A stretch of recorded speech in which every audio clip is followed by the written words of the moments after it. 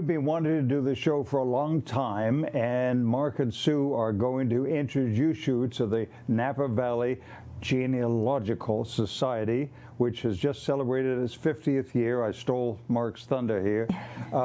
This is not 23andMe and it's not Ancestry, but it is. But it's at your local wonderful treasure trove just around the corner from our studios here. So Sue and Mark, you're going to kick it off? Absolutely. Good.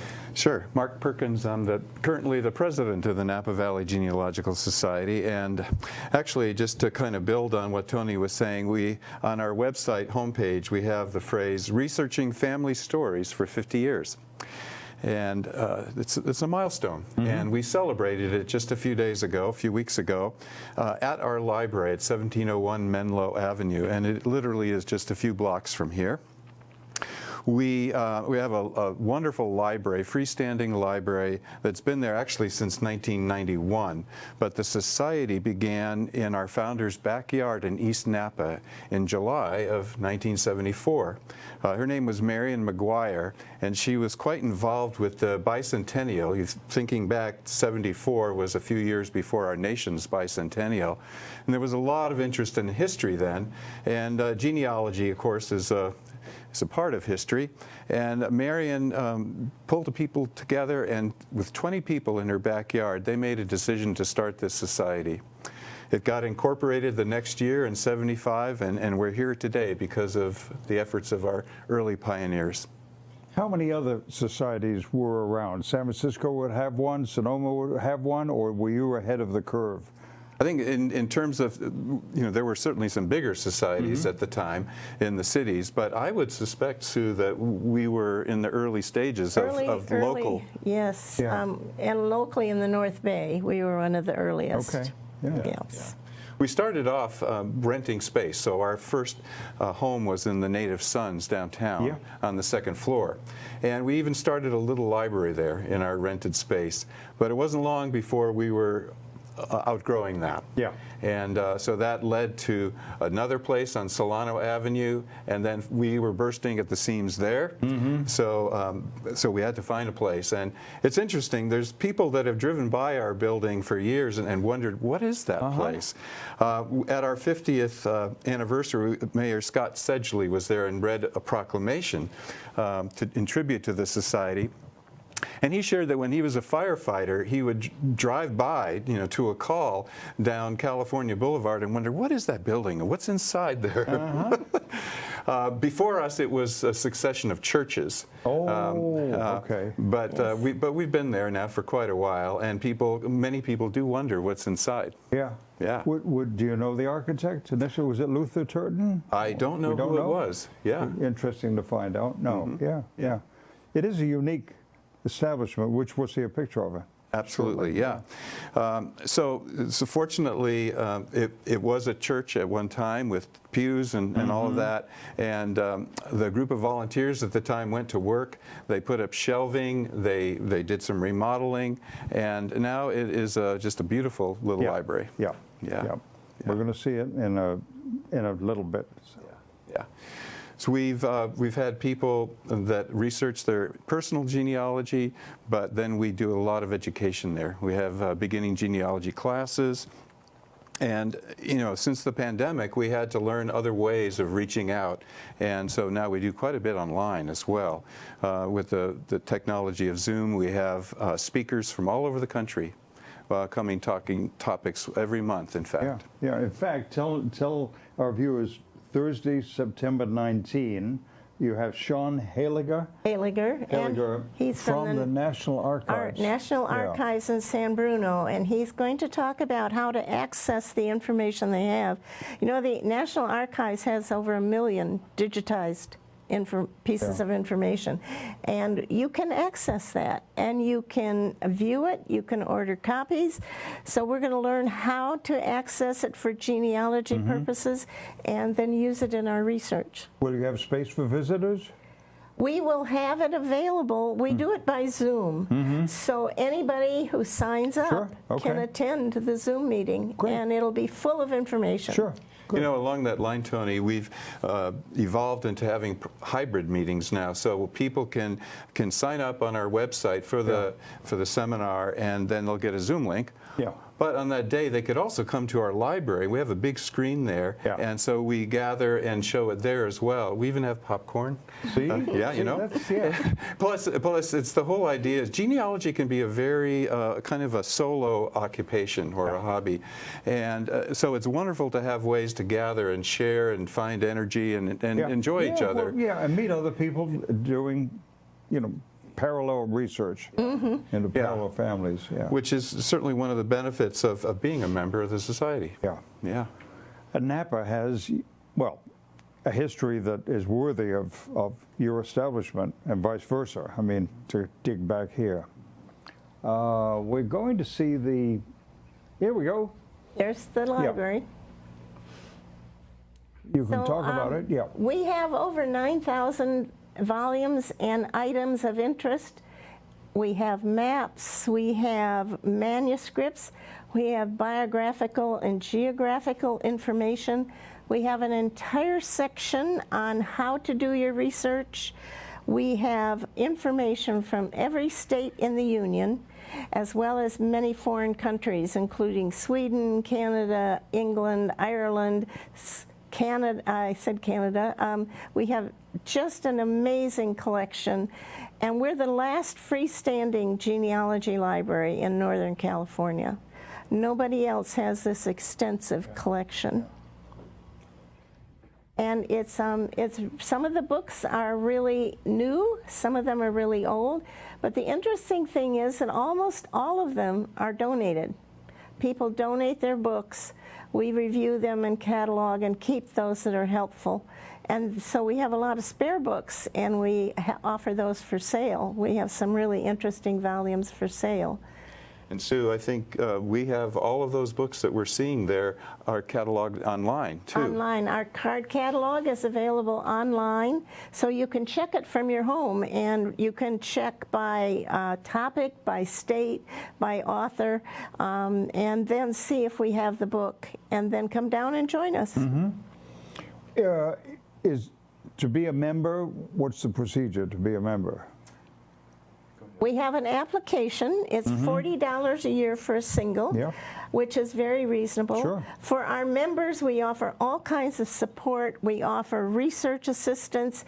We have a process to ask a genealogist for members. So if you hit a brick wall, you can ask us. Yeah. And we'll reach out to members, and many of them are skilled in different areas. So we may be able to find an answer for you. We have just an extensive number of volunteers who help out with all of these kinds of things. How many members do you have now? About 150. 150. 150, Yeah. yes, yeah. The other thing, if you're a member, you get unlimited use of the library. Yeah. For people who are not members, we still welcome them. We like to have anybody come down, but we ask for a $10 donation when they come in and use the facilities. But if you're a member, you also get an email every month and with the Zoom link for the program of that month. That's another benefit. We have a newsletter that's become quite informative, and that goes out every other month. You're doing better than Napa TV. We don't have 150 members, and we don't send out an email once a month, and we da-da-da-da-da-da-da. So you are someone we should emulate in the worst way. Seeing is this my 21st year, and we have sort of... It's wonderful. It's wonderful, because it's so interesting when you're doing it. Give us just a case of somebody doing research and what they've found with just one family or something lately. I have one, Sue. Okay. I'm sure you do. So. Yeah, okay. We had a woman from Missouri stopped in the other day. Her ancestor is John Kleiman, who the 3 wagon trains from Missouri to California. And we had a whole file folder of information that she was so excited about. And we found out his house is still here. And she talked about the fact that they found his house. Yeah. And so it's just wonderful to help people. Clyman. Yes, if I'm right. Yeah. Kleiman. And he and his brother, they both came out by wagon train, and they led many people out here. Some of them led memoirs or a travel log of the passage. Yeah. Some. I'm trying to think. Bidwell, for example. Yes, Yeah. yes. Yeah. And your story? We had a woman come in who was really a beginner in genealogy, and she wanted to look up information about her grandfather who came over from Sicily shortly after the turn of the century, the early 20th century. And the other thing we haven't mentioned, in addition to all those books that you saw, we have a bank of computers that are loaded with genealogical software. Okay. And so that's another benefit. And so she sat at one of the computers, and with the help of one of our volunteers, was able to go into a subscription site and find the ship manifest that had her grandfather's name on it. Yeah. Now, that was a great thing in and of itself, but then to decipher what was on that manifest, the volunteer helped her, because her grandfather was young. He was maybe 9, 10 years old, and there was no sign of his parents with him. But in closer inspection, he was with other extended family. Yeah. And there was a lot of information. I still remember seeing her get up from that station and walking out, her face beaming, to actually see her grandfather's name on that document. And that really launched a whole series of discoveries for her. A lot of Sicilians came into New Orleans, not Staten Island. They came in there, and they had a rough time in New Orleans at the time. But Sicilians did come to North Beach and Russian Hill, and fishing, of course, that was one of theirs. Do you know what occupation he chose? I don't know. I don't remember. No. Yeah. But you're right. Migration is such an incredible, it's a human experience. Yeah. And one of the things that we're able to do more and more now is trace people, and through the benefit of both online as well as books. Yeah. Well, we're in a mess as a country. Migration and immigration, I mean, it's just a terrible, none of this pot, it's just horrible. But I mean, the migration side of it is everybody's a migrant somehow, except the Indians. And I finally found my grandmother, who came from Lithuania when she was 16. Australia? Lithuania. Lithuania, yeah. And it's because, and I found a picture of the ship she came on. So I had stories from her about what it was like, and there I could see the ship. I mean, that's just exciting to make those connections. Not an easy passage coming across. This Definitely is not the Titanic. Not. Yeah. 300 people in steerage for 3 weeks. Yeah, at least 3 weeks. Depending on the weather. Yeah, and she couldn't speak English, so she got here. Very brave people. Very much. All right, where are we on our list? Well, we wanted products. to talk some about. This is an example. This book was written by one of our members, and it's his family tree back to the 1400s. And he self-published, and it's a beautiful book. He has photographs, he has all the family history, and stories, all this information. We have a whole section that is just devoted to people who have written family histories, and many of them are local. Yeah. So if you're even close to this name, you might find some information that'll lead you to your ancestor. It was a hotel, wasn't it? The Stauffer Hotel? I don't remember that. Okay. But you learn the changes, the spelling. Yeah. It started Stouffer and it ended up Stover. And but all the way from Germany, and the whole family is here now. And he was one of our members, and he was a volunteer, and he just recently passed away. But he's done a lot for the library. There was an Italian who got to Staten Island. His name was Piani, Piane, and the customs guy said, "That's a pitiful name. We're going to change it. We're going to switch the A and the I." So suddenly, this Italian becomes Pain. I mean, Pain, just like that. Just switch an I and A. To the road. Which is interesting, but it can also be challenging as a genealogist. Yes. Very much so, yes. I thought I'd mention that this is an example of a very polished, well-done book. Oh, it looks But, however, there's a an approach for everybody. Yeah. Some people will just do on their home computer, put together some documents and slip in some pictures and maybe have them bound and be able to share them with family, for example. Yeah. So there's many different ways to approach this, and that's one of the things we try to do is provide learning opportunities for people. So many times people don't know where to begin. Yeah. Yeah. Well, the combination of lineage and legacy is just something that I think every person of a certain age should sort of say, where did I come from? Who am I leaving this information to? And all the questions you never asked your grandparents Yes. about this, that, and the other, you know, and now you just say, you know, what was I not thinking about? And our next guest has asked all these people, and up to the age of 10. I mean, it's just kind of amazing to do that. But I mean, lineage and legacy is just, you know, those are the two L's there. So yeah. I was just going to say, one way to begin to dip your toe in the water is to take a look at our website. Yeah. Yeah, it's we have our webmaster Ruth Jenkins McIntyre and also Susan Ingersoll have been working diligently on upgrading our website.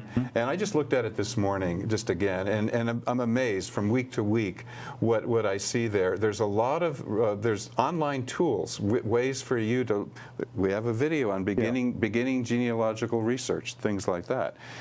So it's a great way to get, to see how you might be able to get involved.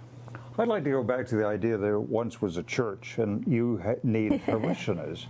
And what hours are you open in the week if somebody just wanted to phone? We can phone or Well, we have standing hours every Thursday, Wednesday and Thursday. Yeah. From 10 to 1. Okay. And we have volunteers there. Sue, in fact, is there on Wednesdays. On Wednesday. So they're there doing projects in the library, but yeah. available for anybody who comes in who might need some just assistance. somebody looks and just says, "Yow, this is just what I've been looking for," Yeah. which you can get online. You know, it's a little impersonal, but this is the personal touch. Wednesday and Thursday, 10 to 1. 10 to And 1. if that doesn't fit your schedule, Yeah. you can call us, contact us, and we will set up an appointment Okay. and open the library for you, and somebody will be there to help you start your research. Yeah. On the website, it shows you actually an email that where you can write and request an appointment time. Good. So it's very simple. Just like the DMV, but better. Only better. We're there. The lines are not as long. Phone number again? 707. It's 252. Yep. Is it 2252? Yes. Did I get that right? 2252, yeah. Yeah. The website's interesting. It's kind of a shortened version of our society's name. It's www.napagensoc, NAPAGENSOC.org. Okay. napagensoc.org, and it's worth taking a little tour of the site. Sure. Yeah. And if you saw the exhibit last month at the Historical Society, they highlighted 4 pioneers in the valley and their history, and we did the research for that. Good. Who were they? I can't remember the names now, but we tried to pick unusual people. One was a woman, and one was a guy who trained hunting dogs, and one was a direct immigrant from Mexico and raised his family here. And so they're just really interesting people, different occupations. Some of them were store owners. Some of them, one of the wives, she was the first person to set up a commercial tortilla store and sell tortillas and to the restaurants and as her own restaurant. So there are just so many interesting people here in the valley. Yeah, Very interesting. I'd like to meet that descendant. We could do a show on that. Yeah, they're really interesting. Sure. Oh. Well, We're very excited about projects like that, having a partnership with the Historical Society. In March, we partnered with the Napa County Library on something called Preservation Week. It's a national theme where local communities can do education about preserving family legacy, like you say. And this one was on creating a digital legacy. So how do we store information, documents, pictures, and have them available online for our descendants? Yeah. Then we even had some fun on July 4th. We marched in the parade, and we teamed up with the Napa Model A's. It's the antique car club in town. And Sue was, in fact, sitting in one of the cars. I was in one of the cars. Good for you. And we had a big banner. We walked in front of the cars and announcing our 50th anniversary. Yeah. In the heat. Yeah, well, Yeah. hey, we were just talking about hardships people endured on the cross right. Atlantic, so Nothing compared to that. right. Some like it hot anyway. Yeah. So, how did Linda get into the society? Well, Linda, who's sitting off screen right now, she could come here and tell us. She's our secretary. We needed a secretary, and somebody sensed that she might have talents in that area. So we were very. How many years ago?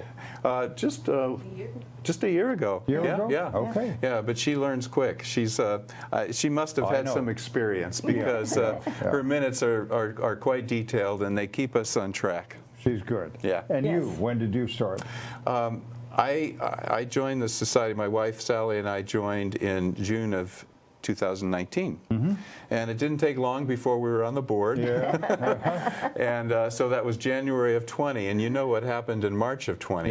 Yeah. So we were new co-vice presidents at the time, and we and the rest of the board were tasked with how do we keep things going during the pandemic. And that's, there were many challenges and sad things about the pandemic, but in our case, it stirred a lot of creativity.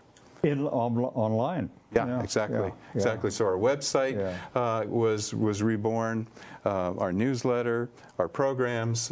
So we have that to show for it. Yeah. And Sue, how did you start? I started, my mother, when she downsized, gave me 5 boxes of photographs and documents.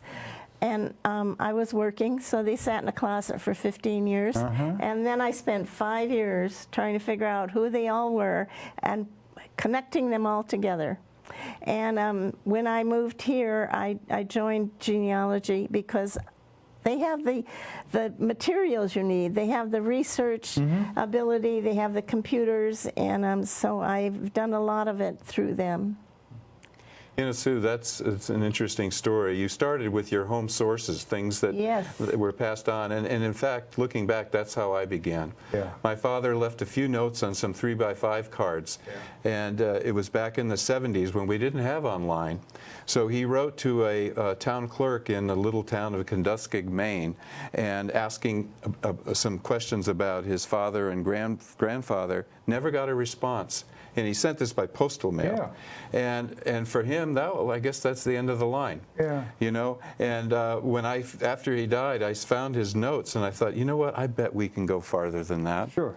And by that point, we had more at our disposal, and so that began my journey. Were they immigrants from? Well, Yeah. what my dad didn't know, and I didn't know at the time, is that my Perkins ancestor came over in 1639 from England, and then I had other ancestors that were on the Mayflower. So yes, they did come over, but farther back than any of us realized. Yeah. So. And we have a 14-volume set that was finished in 1934, and this woman tracked her entire family in 14 volumes. I mean, everything is there. Yeah. She went to military records, she went to territorial papers, and she just did a marvelous job, and this is long before computers. Yeah. She did this from traveling by state to state and checking That's all exciting. the documents. Yeah. It's worth saying that that's one of the joys of genealogy, is that you not only learn about your personal family, but you learn about your connection to history. Yeah. And so all these things we're talking about were in the context of much bigger events. And if I could, I'd like to read our mission If you would, statement. please. Let me see. Here we go. Actually, this is a new version of our mission statement. The Napa Valley Genealogical Society promotes the study and preservation of family history through our library and educational outreach. Using relevant technologies and research methods, we strive to create a vibrant learning community in which researchers of all levels and backgrounds share discoveries and celebrate the human story. Yeah. And that's really, it's a lot more, we always say this, not more than just names and dates. Yeah, yeah. We're learning about a story, an unfolding story, and how we're part of that. Blood, sweat, and tears, all there. We're going to have a look at the website. It's going to be popping up any minute. There it is. There it is. Good. All right. There we go. That's the home page. And we can see the invitation to research and cool There's off. the building, Linda. You did it. I wonder what sort of churches that were there before. Several different denominations. Yeah. There's a member who is doing the research on the building. Yeah, On that's good. when it was built and all the different entities that used the building. I thought it was That's- just Catholic and Protestant, isn't it? No, just Jewish. two? It was Oh, Jewish really for a Jewish? while. Yeah, okay. Several Protestant denominations. It never was Catholic. It Yeah. was always Protestant. Yeah. You know, in the previous image right there, Sharon Taberzi is one of our volunteers. She's also there on Wednesdays with Yeah. Sue. And she's sitting at our ScanPro, which is a microfilm reader. And it's quite Sure. cutting edge. You Yeah. can actually scan things, print things from microfilm.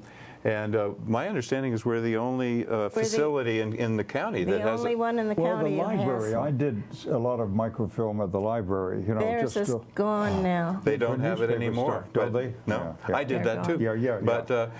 But they've actually come over and used ours. Good.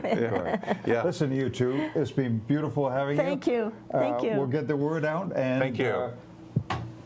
Trace your background right tomorrow. Okay, we'll see you next time.